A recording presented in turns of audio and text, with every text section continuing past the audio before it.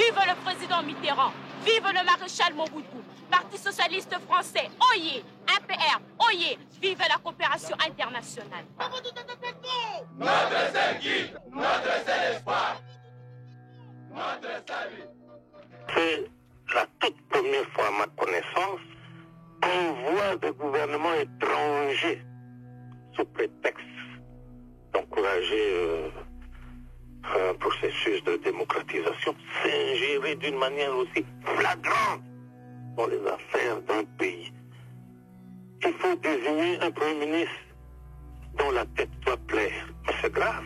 Demain, par exemple, l'Occident viendra me dire pourquoi votre épouse n'a pas souri depuis ce matin. Eh bien, si après-midi, elle ne sourit plus, on va vous couper l'aide. J'exagère peut-être, mais à la lueur vont les choses. Le changement, c'est moi. Le processus de démocratisation, c'est moi. Lorsqu'on a sur le dos les États-Unis, votre pays, la France, et bien entendu la Belgique, et ça n'est pas du tout facile. Bon, ils se sont arrogés le droit de s'occuper de mon pays, de moi-même. Et j'ajoute tout de suite, sans mandat. On veut nuire un chef d'État africain. Je ne dirais pas noir, mais africain. Voilà. Et on en parle depuis combien d'années? Personne aujourd'hui n'est en mesure de dire à telle banque, tel compte, vous avez... Je voudrais, et je mets quiconque au défi dans le pays. Ce que je possède, c'est pour mon peuple. Et je l'ai prouvé. J'ai investi dans mon pays, j'ai investi à Gbadolité, à Goma, ici à Kinshasa. Les preuves sont là. Voilà tout. On le connaît, le montant de cette fortune? Comment? On connaît le montant de cette fortune? Mais c'est à vous à me le dire. On parle de 2, 3, 4, 5 milliards de dollars. Ah bon? Moi, je croyais que c'était dans les 50, 100, 2000 milliards, quelque chose de ce genre. Beaucoup de chiffres sont cités, effectivement. Ouf. Qui veut noyer son chien? Vous connaissez la suite. Je vous annonce que je prends ce jour congé du mouvement populaire de la Révolution pour lui permettre de se choisir un nouveau chef devant conduire.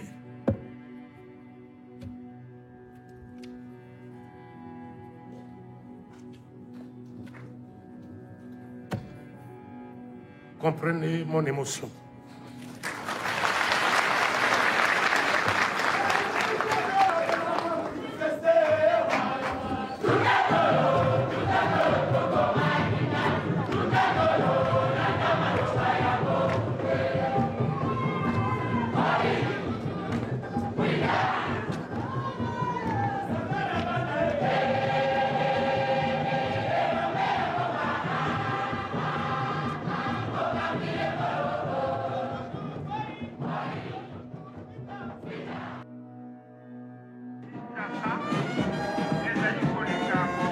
Selon une tradition bien établie, un chef militaire qui est fait maréchal se doit de choisir une devise. C'est ce que j'ai fait. Et j'ai voulu rester dans la ligne du mouvement populaire de la Révolution. Voici ma devise. Toujours servir. À la fin des années 1970, le Zaïre est secoué par de graves crises sécuritaires, notamment dans la province du Chaba. Ces troubles offrent à Mobutu l'occasion de consolider encore davantage son pouvoir. À l'issue des événements, il concentre entre ses mains des fonctions multiples. Commandant suprême des forces armées, chef d'état-major général, chef d'état-major des forces terrestres et commissaire d'État à la défense.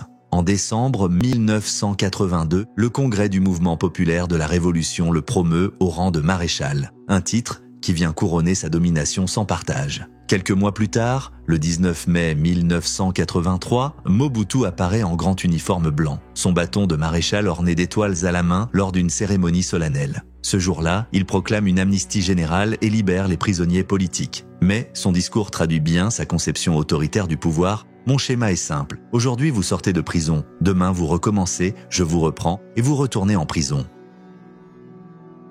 La politique africaine se définit autour de ce qu'on appelle techniquement la palabre, c'est-à-dire tous les problèmes de la communauté se discutent par tous les membres de la communauté autour du chef. Et tout le monde s'exprime librement dans son point de vue et arrive à prendre des décisions qui sont exécutoires. À un moment donné, les jeux ont un peu été faussés avec l'évolution de la vie politique chez nous. Quand on dit que le MPR c'est un parti unique, chez nous, nous préférons l'appeler plutôt parti national. C'est parce que le MPR a... Donc je vous dis, je crois personnellement qu'en s'écartant de la philosophie même du manifeste de l'Ancélé, on a fait du MPR un parti qui n'est pas basé sur l'adhésion libre.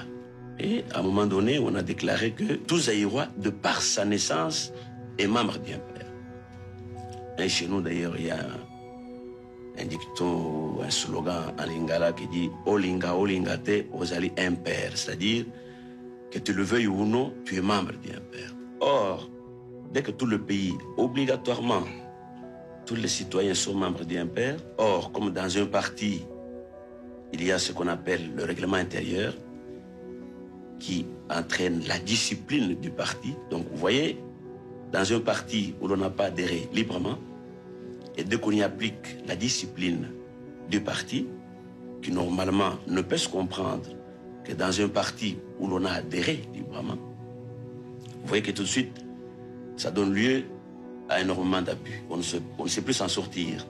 C'est là qu'on vit un peu les dispositions ou les options fondamentales du manifeste de l'Ancélé, qui, lui, a laissé l'ouverture même à l'existence de deux partis. Au lendemain de la première guerre du Chaba, en 1977, Mobutu, au pouvoir depuis 12 ans, reconnaît dans son discours du 1er juillet que la crise n'avait pu être surmontée que grâce aux interventions étrangères. Toutefois, il rejette la responsabilité des revers initiaux sur les cadres du MPR, le parti-État, qu'il accuse d'opportunisme. Des gens qui ont un pied dedans et un pied dehors, qui participent certes à des marches de soutien, mais qui prédisent la fin du régime dans des cercles privés. Dans le même discours, à la surprise générale, Mobutu admet avoir vu 2 articles fondamentaux de la Constitution. L'article 12, garant de la liberté d'expression, et l'article 52 qui prévoyait des élections au suffrage universel. Il promet alors des réformes. Le peuple zaïrois doit aussi avoir l'occasion d'émettre des critiques constructives. J'ai décidé de réformer les structures du parti pour donner au peuple la possibilité de mieux faire entendre sa voix. Il annonce donc que les parlementaires ne seront plus désignés, mais élus conformément à la Constitution. Cet engagement ouvre une brèche inattendue dans ce que l'on appelait jusque-là l'empire du silence. Profitant de l'occasion, certains opposants se lancent dans la campagne électorale. Une fois élus commissaires du peuple, ils utilisent leur immunité parlementaire pour mettre en cause la gestion du régime. Lorsqu'on veut être honnête, on doit rendre un hommage mérité à l'ensemble du travail qu'accomplissent nos commissaires du peuple pour aider notre pays à retrouver toutes ses bonnes vertus d'antan. Personnellement, je n'ai rien à reprocher au travail de fond auquel nos parlementaires s'attellent, du reste consciencieusement. C'est moi qui ai permis, par les réformes annoncées dans mon discours du 1er juillet 1977 au Conseil législatif, de pouvoir aujourd'hui évoluer tout à fait à l'aise, car j'ai été le premier à réaliser le bien fondé du pouvoir parlementaire fort et réel dans notre pays. Et j'y crois encore. C'est pourquoi j'ai créé ce cadre et cette atmosphère de libre expression, qui fait aujourd'hui que notre Parlement n'a rien à envier aux autres à cet égard. En le faisant, j'ai été guidé par un seul souci, celui de mettre le Conseil législatif effectivement au service du peuple.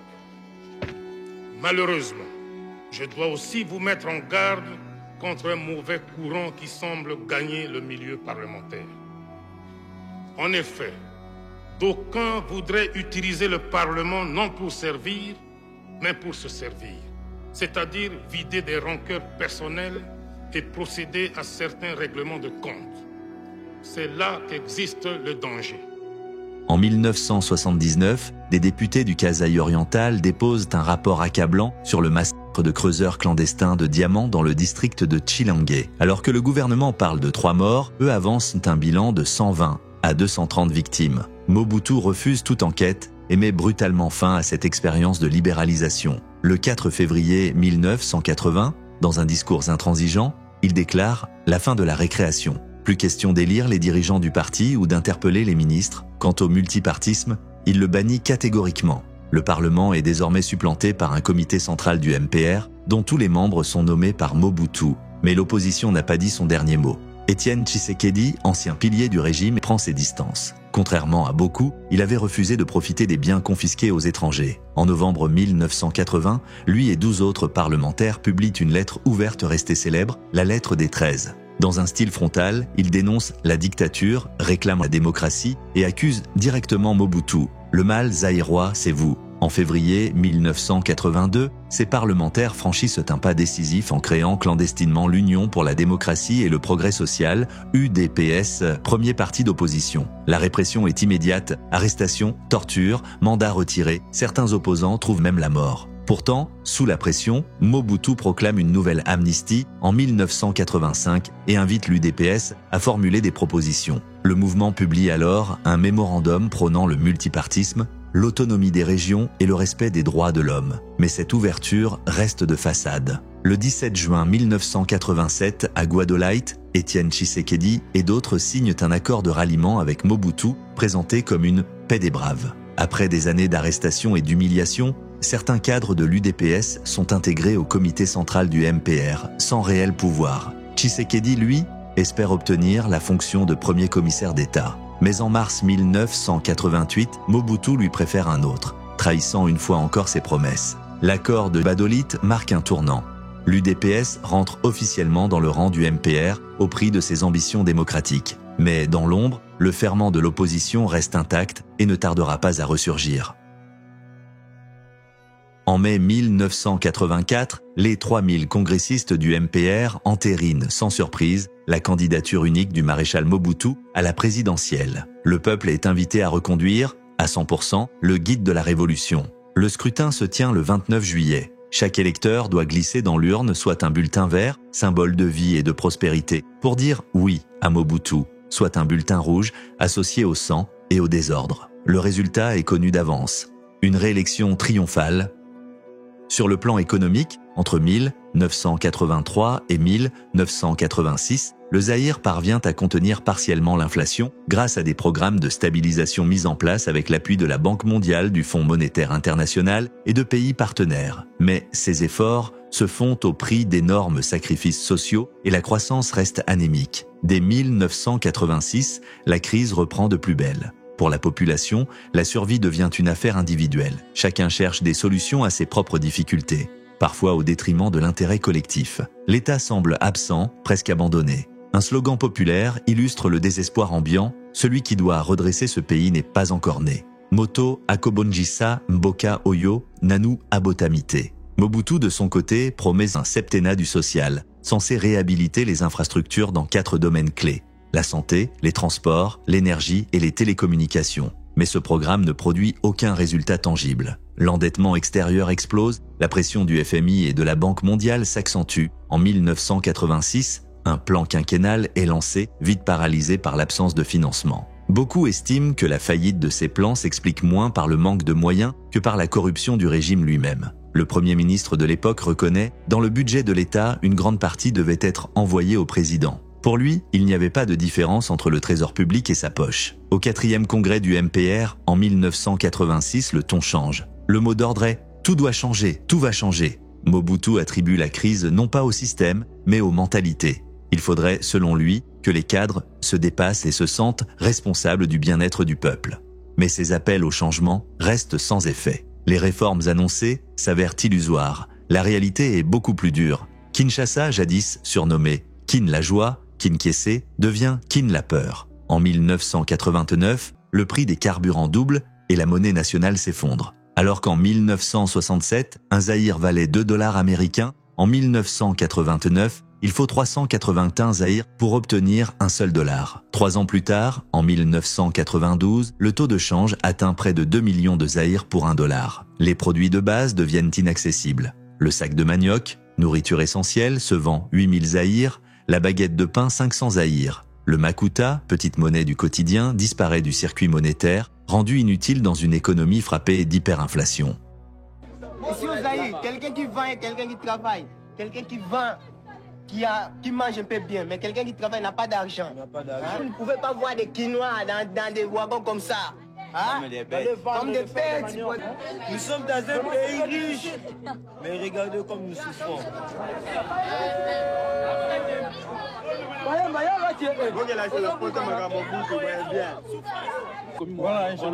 Voilà, c'est nous qui tient la production du pays. Mais si on vous parle de notre salaire, ça ne tient pas par rapport aux pays limitrophes ici, des voisins, des Gabonais ou des Camerounais, tout ça. Hein? Ça ne va pas. Nous, les conducteurs de train, nous souffrons. Pendant 25 ans, ça ne va pas. Hein? Il y a beaucoup de citoyens qui se sont précipités de quitter leur maison pour venir ici, pour tenter la chance d'être embauchés comme séméniers. Mais en arrivant ici, au lieu qu'on les embauche gratuitement, mais les gens qui sont placés dans des services de placement demandent encore l'argent à ceux qui viennent chercher du boulot et pas pendant qu'ils n'ont absolument rien. On exige par exemple 20 000 zaïrs à un citoyen pour avoir un laissez-passer seulement, pour être embauché comme séménier. Alors lui-même, il n'a même pas mangé ne fût-ce qu'un morceau de choukwang à la maison. Où est-ce qu'il va trouver 20 000 zaïrs ou bien 30 000 zaïrs pour avoir un laissez-passer? Alors c'est cela qui fait qu'il peut maintenant entrer au port sans autorisation, soit il peut grimper d'Ademir, il voit tel navire par exemple qui doit quitter les Zaïre pour en destination soit d'Anvers ou bien d'Hambourg. Bon, il va tenter sa chance, il entre comme clandestin et puis il s'en va pour aller un peu tâtonner. Donc tout ça vraiment, ça nous rend la tâche difficile. Même les gens qui travaillent, moi-même je suis travailleur, j'ai touché mon salaire, les 31 pardon, c'était mercredi et aujourd'hui je n'ai absolument rien. Je suis père de 3 enfants, marié, alors j'ai quitté ma maison sans même prendre une tasse de café. Et jusque-là, je n'ai même pas laissé aucun goûter à la maison. Les enfants souffrent et c'est cela qui nous pousse peut-être de faire des aventures au port, essayer un peu de ramasser n'importe quoi pour faire vivre la famille. C'est cela qui fait que tout le monde est désolé de rester dans ce pays et cherche à clandester pour aller chercher la vie ailleurs. Dans ce contexte, Mobutu se détourne de Kinshasa. À un journaliste français, il confie « Chaque fois que je le peux, je vis sur le fleuve qui représente pour moi la majesté de mon pays. Son yacht présidentiel, le Cap Magnola, devient une véritable présidence flottante. » Avec tout ce que j'ai dans la tête, chaque soir, j'aime que le bateau bouge et que je me sente un peu bercé comme un enfant, là, c'est tout. C'est une question d'habitude. Peur, eh bien, si on a peur, on ne peut pas diriger le Zaïre. Après son discours du 24 avril 1990 sur la démocratisation, il délaisse même la capitale pour s'installer dans sa ville natale, Guébadolit, équipée d'un aéroport international construit à sa gloire. Guébadolit est alors transformé en vitrine du régime. Le centre de développement agricole et industriel, appartenant à la famille Mobutu, emploie plus de 4000 personnes. Des banques et des usines s'y installent, dont une brasserie Coca-Cola inaugurée en 1988. À la fin de la Seconde Guerre mondiale, le monde entre dans une nouvelle ère, la guerre froide. Dès 1947, les deux vainqueurs du conflit, les États-Unis et l'URSS, s'affrontent pour imposer leurs idéologies et attirer le plus grand nombre d'alliés. Deux blocs se forment, le camp capitaliste mené par Washington et le camp socialiste dirigé depuis Moscou. Dans ce contexte, les anciennes puissances coloniales cherchent à garder la main sur leurs ex-colonies. Elles favorisent des dirigeants jugés fiables, capables de défendre leurs intérêts et de s'aligner sur leurs orientations politiques et économiques. Au Congo, l'ascension de Patrice Lumumba, accusé de sympathie communiste, inquiète fortement la Belgique et les États-Unis. Très vite, il est combattu puis éliminé. C'est dans ce climat que Joseph Désiré Mobutu, alors chef d'état-major de l'armée, prend le pouvoir par un coup d'État le 24 novembre 1965. Cette prise de contrôle se fait avec l'aval de Washington et de Bruxelles. Dès ce jour-là, Mobutu annonce la couleur « Le rêve de ma vie est que la Belgique et moi puissions reconstruire ce pays ». Le Congo de Mobutu devient rapidement un pion stratégique de l'Occident face au bloc soviétique. Sa position centrale en Afrique et l'immensité de ses ressources en font un atout majeur dans la lutte contre le communisme. En échange de sa fidélité, Mobutu bénéficie d'un soutien financier massif des États-Unis, de l'Europe et des institutions financières internationales qui ferment les yeux sur ses dérives autoritaires et sur la corruption généralisée. Washington voit en lui l'homme idéal pour contenir l'influence soviétique en Afrique. Fidèle allié, Mobutu sert de relais aux Américains dans leur stratégie anticommuniste. En mars 1970, il soutient même une tentative de coup d'État orchestrée par Pierre Kinganga contre le régime socialiste de Marien Gouabi au Congo-Brazzaville. Cette manœuvre échoue, Kinganga est... Jacques Foccart, conseiller de l'Élysée et témoin de l'époque, rapporte « Le 23 mars 1970, je suis au balcon pour assister à la première tentative de déstabilisation du régime, celle du lieutenant Pierre Kinganga. À la tête d'un commando, Kinganga a opéré son coup manqué en partant de Kinshasa. Je suis justement en visite à Kinshasa. Mobutu est agité et peu attentif à notre conversation. Il fait des allées et venues vers la fenêtre. Soudain, on aperçoit un petit bateau. Mobutu s'excuse et se précipite sur son téléphone. Deux a des conversations très animées, en lingala, avec plusieurs interlocuteurs. Je le quitte sans recevoir d'explication, mais peu après, j'apprends le coup d'État qui vient d'être tenté à Brazzaville et son échec. Je vais voir le colonel Claude Madembassi. Il ne fait pas beaucoup d'efforts pour me cacher qu'il avait concocté quelque chose avec Mobutu. Mobutu récidivera. Il tient à voir restaurer un gouvernement modéré chez ses voisins. En 1985-1986, l'administration Reagan cherche à soutenir militairement l'UNITA de Jonas Savimbi en guerre contre le régime marxiste de José Eduardo dos Santos en Angola. Mais un obstacle se pose, l'embargo sur les armes sud-africaines. La solution est trouvée à Kamina, une base militaire située au Zaïre. Mobutu accepte de prêter cette infrastructure stratégique à ses alliés américains. De nuit, de nombreux vols cargo y déchargent des armes, ensuite transférés vers des avions sud-africains plus légers. L'opération, orchestrée par la CIA, est entourée du plus grand secret. Pour ne pas éveiller de soupçons, la protection et le déchargement sont confiés à des militaires afro-américains. Cette collaboration s'inscrit dans une logique plus large. Depuis la Seconde Guerre mondiale, les États-Unis connaissent l'importance stratégique du Congo. L'uranium extrait au Katanga avait déjà servi à fabriquer la première bombe atomique. Le sous-sol congolais, riche en cuivre, diamants, cobalt et autres minerais rares, en fait un partenaire convoité. Larry Devlin, ancien agent de la CIA, considéré par certains comme l'artisan de l'ascension de Mobutu, résumait ainsi « Bien qu'il n'ait pas été la solution idéale au problème du Congo,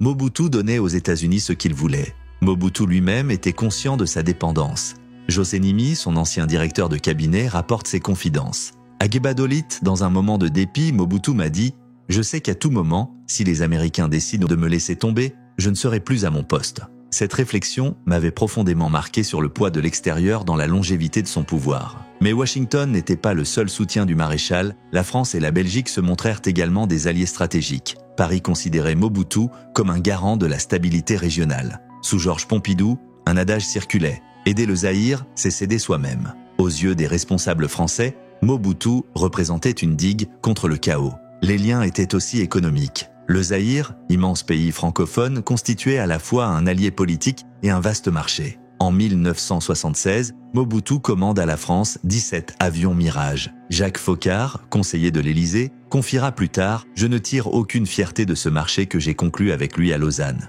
Avec les installations de guidage au sol et tout ce qui s'ensuit, cette force aérienne représentait une somme colossale et ne pouvait servir à rien. On me reproche sur tous les tons la dépense que représente la basilique de Yamoussoukro. Devait me dire Oufouette beaucoup plus tard. Rappelez-vous les mirages de Mobutu. Ils sont à la casse depuis longtemps. Ils avaient coûté beaucoup plus cher. Pompidou n'était pas plus fier que moi de cette transaction. Que voulez-vous, m'avait-il dit. Nous devons être réalistes. Si nous refusons de vendre des mirages, Mobutu s'adressera aux Américains. Enfin, Mobutu apporte aussi son soutien militaire direct à certains alliés de la France. En 1981, il est le premier président africain à répondre à l'appel à l'aide d'Hissène Habré, menacé au Tchad. Il dépêche alors 2700 soldats zaïrois, 3 Mirages, 3 avions d'appui tactique et 2 Hercule C-130. En 1983, il renouvelle l'opération. À travers ses interventions et ses alliances, Mobutu se positionne comme un pilier de l'Occident en Afrique, un rempart contre le communisme. En retour, ses alliés ferment les yeux sur ses dérives et prolongent la survie d'un régime autoritaire en crise permanente. Jeudi 4 octobre 1973, à la tribune des Nations Unies, lorsque j'ai annoncé publiquement et officiellement la rupture des relations avec Israël, que j'ai considéré comme pays ami, en faveur de l'Égypte, pays frère, j'ai bien spécifié qu'il s'agissait de l'Égypte, dont les territoires étaient occupés par Israël. Et en réponse à la question qui m'a été posée, j'ai dit textuellement ceci, puisque feu le président Sadat, l'année dernière, m'avait informé officiellement qu'il allait reprendre que plus rien ne justifiait l'état de guerre entre lui et Israël. Et moi, qui ai pris fait et cause pour l'Égypte, je me suis posé la question de savoir, mais j'ai pris fait et cause pour l'Égypte. L'Égypte a repris, ben, qu'est-ce que moi j'attends? C'est sur le plan de la logique pure, madame. Je ne dicte rien, je ne demande rien, je n'exige rien. Mais j'aurais préféré une décision. Moi, je suis l'homme des décisions. Qu'on nous dise, ou bien on efface, mais je n'exige pas ça, je ne demande rien. Ou bien on efface, ou bien on nous dit carrément, comme va le faire aussi la France dans les jours à venir, j'efface le tir, sans demander trop de complications, sans que ça soit trop cérébral, que ça ne soit pas trop compliqué. Dans le vaste échiquier de la guerre froide, Mobutu n'était pas un pion entre les mains des grandes puissances. Il était un acteur doté d'un réel talent politique et d'un sens aigu du calcul. Charismatique, habile, il se présentait comme un fauve rusé, à l'image du léopard dont il fit son emblème. Un disciple de Machiavel qui savait jouer des alliances pour renforcer sa position. À sa carrure imposante, Mobutu ajoutait un style vestimentaire singulier et un discours à la voix tranchante. En 1971, il adopta un nom à rallonge qui marquait sa volonté de bâtir un mythe autour de sa personne, Mobutu Sese Seko Kuku Ngbendu Wazabanga, c'est-à-dire Mobutu le guerrier qui va de victoire en victoire sans que personne ne puisse l'arrêter. Larry Devlin, ancien chef de la CIA à Kinshasa, soulignait cette complexité. N'oubliez jamais qu'il y avait beaucoup de Mobutu.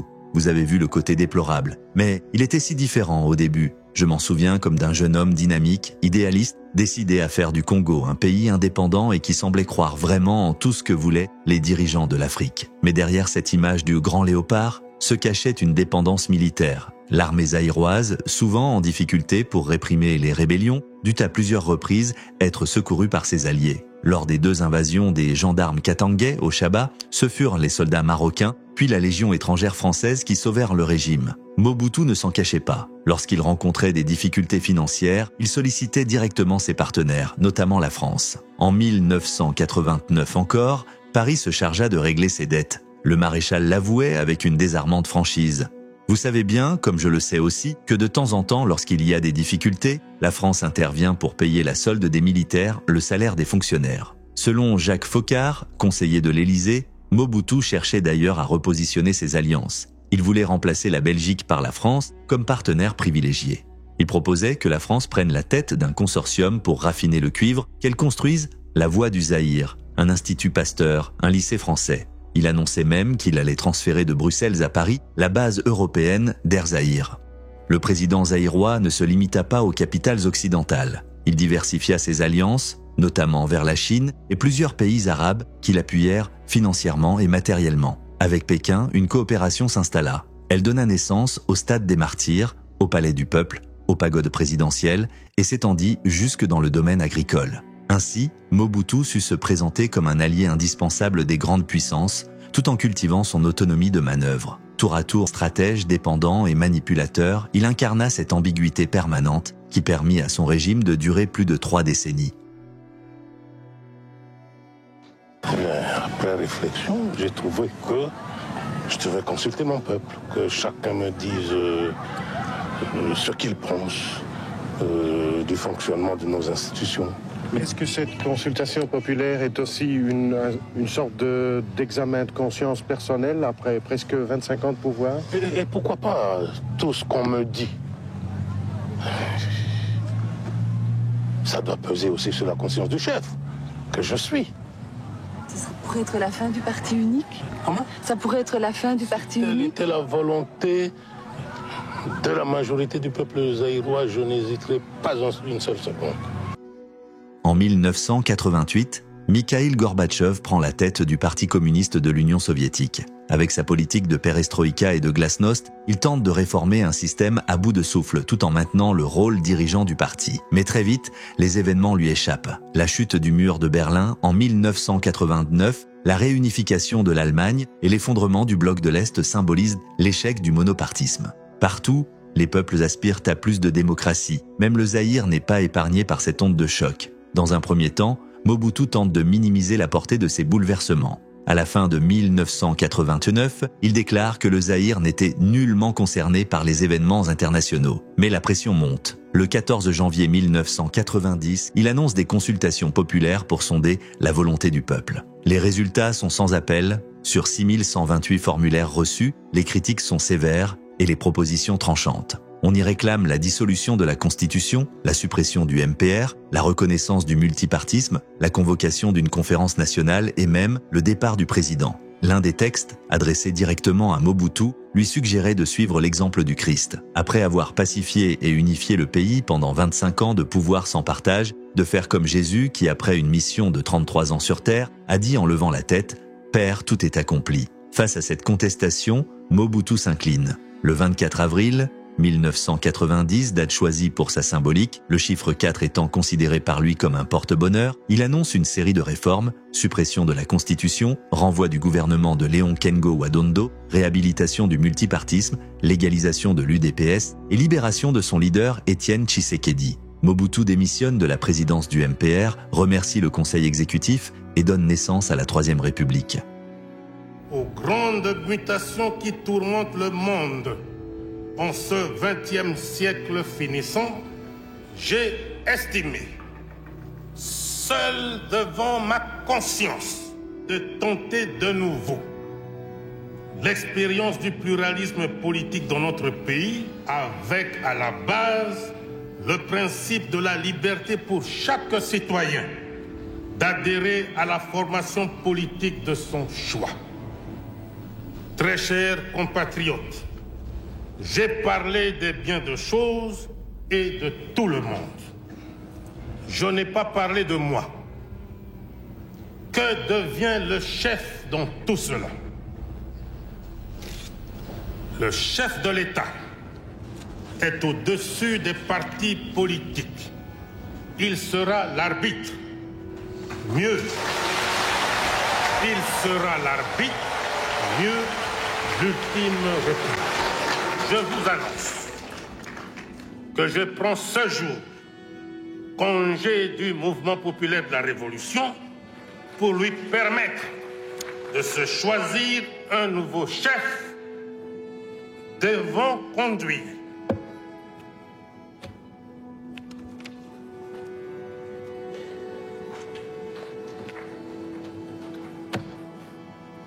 Comprenez mon émotion. Ainsi, après 25 ans de règne sans partage, le maréchal Mobutu Sese Seko annonce la fin du parti unique au Zaïre.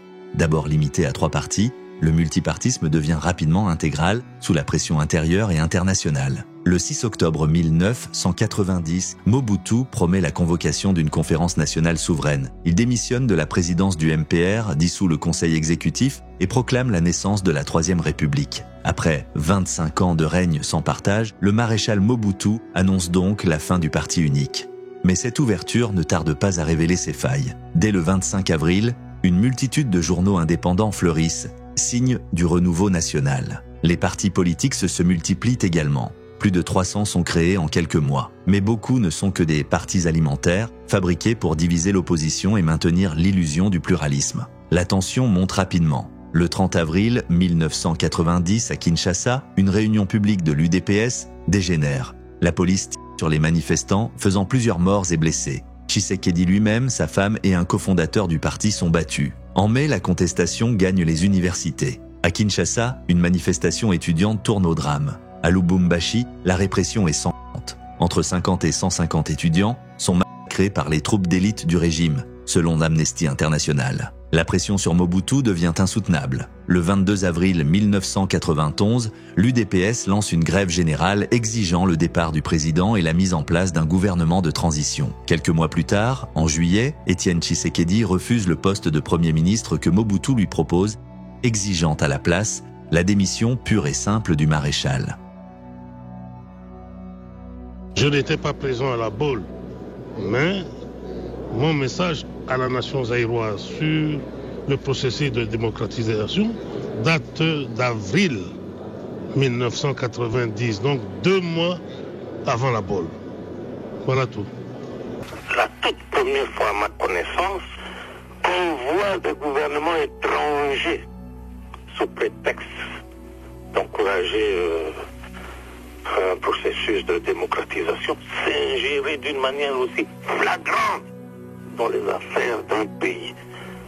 Qui a donné mandat aux États-Unis, à la France et à la Belgique de s'occuper de nous gérer? On ne vous gère pas. Critique, mais on vous gère. Eh bien, c'est ça qui est très grave. Dès qu'un problème se pose aux Zaïre, les trois gouvernements. Mais je me pose la question de savoir si c'est un mandat des Nations Unies, de l'OUA, de quel organisme international, pour qu'à tout bout de champ, tel ministre des Affaires étrangères, je condamne, j'approuve, je désapprouve. Avec la fin de la guerre froide, Mobutu perd progressivement ses protecteurs traditionnels. Ses anciens alliés occidentaux, qui avaient longtemps fermé les yeux sur ses dérives au nom de la lutte contre le communisme, commencent à se détourner de lui, voire à le combattre. En mai 1990, un rapport de Grant Taplin, directeur pour l'Afrique au FMI, annonce une décision lourde de conséquences. L'institution coupe les crédits au gouvernement zaïrois tant qu'une partie de la dette extérieure n'est pas remboursée. L'époque des grands projets, des emprunts faramineux et de l'argent facile est révolue. Après avoir chanté, dansé et dépensé, le Zaïre doit désormais rembourser. La même année, le ministre belge des Affaires étrangères, Mark Eyskens, confirme publiquement la mort d'étudiants à Lubumbashi lors de la répression d'une manifestation. En réaction, la Belgique gèle ses crédits publics et suspend toute coopération avec Kinshasa. En juin 1990, à La Baule, François Mitterrand réunit les chefs d'État africains francophones. Mobutu est absent, mais le message du président français est clair: l'aide au développement est désormais conditionnée à la démocratisation. L'aide normale de la France sera plus tiède envers les régimes autoritaires et enthousiaste envers ceux qui franchiront le pas avec courage, déclare Mitterrand. Mobutu, piqué au vif, rétorque qu'il avait déjà engagé la démocratisation 2 mois avant La Baule. Mais en privé, il s'indigne. Ils veulent ma tête, à n'importe quel prix. Mais il n'est pas question que j'accepte ce genre d'ultimatum. Personne n'a le droit de me dicter ma conduite. Nous nous rendons compte à présent à quel point l'aide occidentale est assortie de menaces et de chantage. Le processus de changement, toutefois, est enclenché. Le 7 août 1991 s'ouvre la Conférence nationale souveraine, bientôt reconnue comme l'instance appelée à redéfinir les bases politiques du Zaïre. En décembre 1991, la mise en place de son bureau définitif confirme le caractère irréversible de cette transition. Le 24 avril 1992, lors de l'installation officielle de ce bureau, son président, Monseigneur Laurent Monsengo Passigna, archevêque de Kisangani et figure respectée, donne le ton par une triple interpellation solennelle. Dieu nous interpelle en ces termes: Peuple zaïrois, je vous ai donné un pays merveilleux. Je l'ai doté des richesses inouïes et envié tant pour ce qui est du sol que du sous-sol et d'une population saine et robuste. Qu'avez-vous fait pour que ce pays merveilleux devienne ce qu'il est aujourd'hui? La nation africaine nous interpelle à son tour. Peuple zaïrois, avec les richesses dont tu disposes, tu devrais pouvoir non seulement t'assurer une vie décente, mais aussi être en mesure d'assister les populations des pays pauvres et démunis de notre nation. Mais comment as-tu fait pour que ta population se retrouve aujourd'hui plus pauvre que la plus pauvre d'Afrique? Et le monde nous interpelle à son tour en ces termes: le Solidarité internationale s'est montrée autrement généreuse à ton égard, peuple zaïrois. Mais comment se fait-il que son aide n'ait profité en grande partie qu'à quelques groupes au lieu de la grande masse de la population? Et que répondrons-nous à ces interpellations, nous peuples zaïrois réunis en conférence? À notre avis, nous dirons adieu à la nation africaine et à l'histoire que nous nous engageons à tout faire pour que tout cela change. À travers ce discours, la conférence nationale proclame son ambition: mettre fin à un système usé et ouvrir la voie à un changement profond et radical.